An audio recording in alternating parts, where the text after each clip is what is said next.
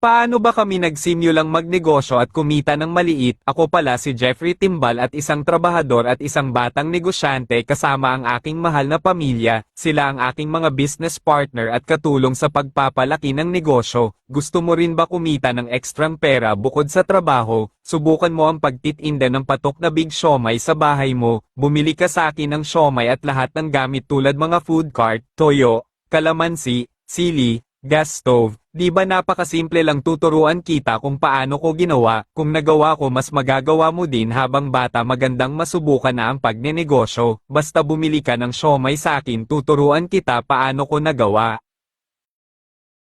Huwag ka pang maiyang magtinda dahil isa itong magandang skill, kahit na anong negosyo dapat malakas ang loob mo at mahalaga sumubok at huwag puro plano, dapat sipag, tiyaga at diskarte para gumana ang plano mo kung sumablay ka man at malugi ang importante na experience mo at matuto sa mga pagkakamali natin di ba yon ang maganda, hanggang dito na lang ang vlog ko salamat sa panonood mo boss, sana bumili ka sa akin ng siomai pang stocks mo sa business at tulong-tulong tayo.